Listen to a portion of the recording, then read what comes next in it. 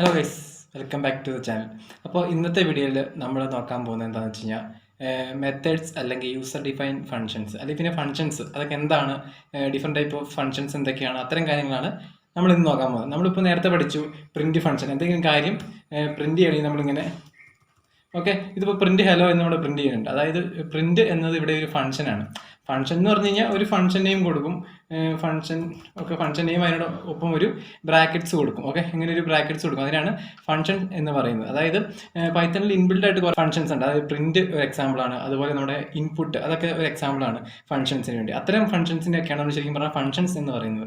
അതല്ല, നമുക്ക് നമ്മുടെ ആവശ്യങ്ങൾക്ക് വേണ്ടി നമ്മൾ പലതരം ഫങ്ഷൻസ് ഒക്കെ ക്രിയേറ്റ് ചെയ്യും. അപ്പോൾ അത്തരം ഫങ്ഷൻസിന് നമ്മൾ പറയുന്നത് മെത്തേഡ്സ് എന്നാണ്, അല്ലെങ്കിൽ പിന്നെ യൂസർ ഡിഫൈൻ ഫങ്ഷൻസ് എന്ന് പറയും. സാധാരണ അത് എന്താ പറയുക, മെത്തേഡ്സ് എന്നാണ് നമ്മൾ കൂടുതലും പറയുന്നത്. അപ്പോൾ നമ്മൾ ഈ വീഡിയോ നോക്കുന്ന ഡിഫറെൻ്റ് ആയിട്ടുള്ള മെത്തേഡ്സ് എന്തൊക്കെയാണ്, അത് എങ്ങനെയാണ് മെത്തേഡ് ക്രിയേറ്റ് ചെയ്യുന്നത്, അത്തരം കാര്യങ്ങളാണ് നമ്മൾ നോക്കുന്നത്. അപ്പോൾ മെത്തേഡ്സിനെ കുറിച്ച് പറയുകയാണെങ്കിൽ നമ്മൾ പലതരം ഉണ്ട്. ഒന്ന് പാരാമീറ്റർ പാസ് ചെയ്യുന്നത്, പാരാമീറ്ററൈസ്ഡ് മെത്തേഡ്സ് ഉണ്ട്, അല്ലെങ്കിൽ പിന്നെ നോൺ പാരാമീറ്ററൈസ്ഡ് ഉണ്ട്, പിന്നെ റിട്ടേൺ ടൈപ്പ് ഉള്ളതുണ്ട്, റിട്ടേൺ ടൈപ്പ് ഇല്ലാത്തതുണ്ട്, അങ്ങനെ പലതരം ഉണ്ട്. അതായത് ഇത്രയേ ഉള്ളൂ.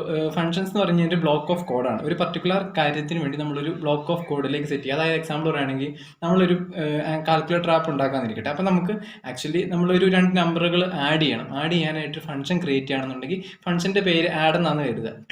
അപ്പോൾ നമ്മളത് വിളിച്ച് കഴിയുമ്പോൾ 2 നമ്പർ ആഡ് ചെയ്യുകയാണ് അത് ചെയ്യുന്നത്. ഒരു എക്സാമ്പിൾ നോക്കാം. നമ്മളിപ്പോൾ ഫങ്ഷൻ എഴുതുന്ന സമയത്ത്, അതായത് ഒരു മെത്തേഡ് എഴുതുന്ന സമയത്ത് എങ്ങനെയാണ് ഒരു മെത്തേഡ് എഴുതുന്നത് എന്ന് നമുക്ക് നോക്കാം. ആദ്യം നമ്മളൊരു ഡെഫ് എന്ന് പറഞ്ഞ കീവേഡ് യൂസ് ചെയ്യുക. അതിന് പേര് സ്പേസ് കൊടുത്തിട്ട് ഒരു പേര് കൊടുക്കുക. ഞാനിപ്പോൾ സേ ഹലോ എന്ന് പ്രിൻറ്റ് ചെയ്യാൻ വേണ്ടിയിട്ടുള്ളൊരു ഫങ്ഷൻ അല്ലെങ്കിൽ മെത്തേഡാണ് ഇവിടെ എഴുതാൻ പോകുന്നത്.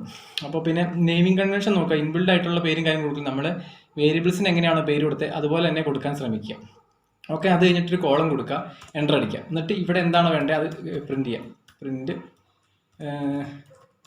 ഹലോ.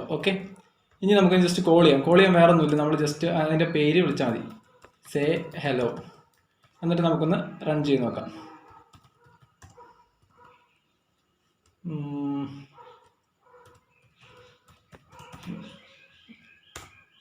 ഇവിടെ നോക്കിയാൽ അറിയാം ഹലോ എന്ന് പ്രിൻ്റ് ആയിട്ടുണ്ട്.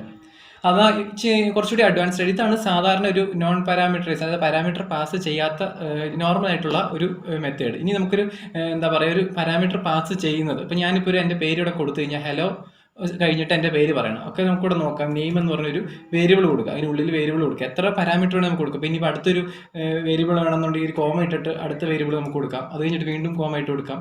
അങ്ങനെ പലതും കൊടുക്കാം. അത് കഴിഞ്ഞിട്ട് നമ്മൾ ചെയ്യേണ്ട കാര്യം കോമ കൊടുക്കുക, നെയിം കൊടുക്കുക. അപ്പോൾ അങ്ങനെയുള്ള സമയത്ത് നമ്മൾ അവിടെ എത്ര പാരാമീറ്റർ നമ്മളിവിടെ മുകളിൽ പാസ് ചെയ്യുന്നുണ്ടോ അതെല്ലാം നമ്മൾ ഈ കോൾ ചെയ്യുന്ന സമയത്തും കൊടുക്കണം. കോൾ ചെയ്യുന്ന സമയത്ത് ഞാൻ കൊടുക്കുവാണ്. ഇങ്ങനെ കൊടുത്തു. എന്നിട്ട് നമുക്ക് റൺ ചെയ്ത് നോക്കാം. ഇവിടെ നോക്കുമ്പോൾ അറിയാം ഹലോ കഴിഞ്ഞിട്ട് എൻ്റെ പേര് വന്നിട്ടുണ്ട്, ഹലോ ശ്രേയസ് എന്ന് പ്രിൻ്റ് ആയിട്ടുണ്ട്. അങ്ങനെയാണ് ഒരു മെത്തേഡ് എന്ന് പറഞ്ഞാലും, അതുപോലെ തന്നെ ഒരു പാരാമീറ്ററൈസ്ഡ് ആയിട്ടുള്ള മെത്തേഡ് എന്ന് പറഞ്ഞാലും. ഇപ്പോൾ നമ്മളിവിടെ പ്രിൻ്റ് എന്ന് ആക്ച്വലി കൊടുത്തിരിക്കുകയാണ്.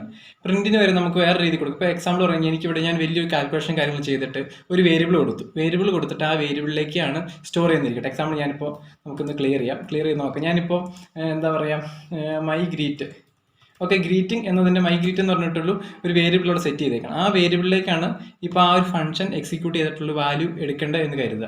ഇപ്പോൾ തൽക്കാലം ഞാനിപ്പോൾ എംറ്റി ആയിട്ട് കൊടുക്കുകയാണ്. എന്നിട്ട് ആ ഒരു മൈ ഗ്രീറ്റിനെയാണ് നമുക്ക് പ്രിൻറ്റ് ചെയ്യണമെന്ന് കരുതുക. Print my greet.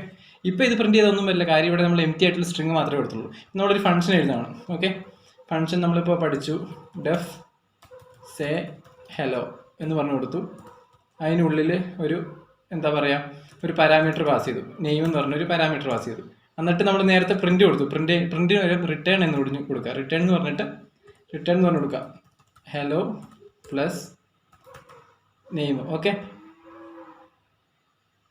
Hello plus name എന്ന് പറഞ്ഞു കൊടുക്കുക.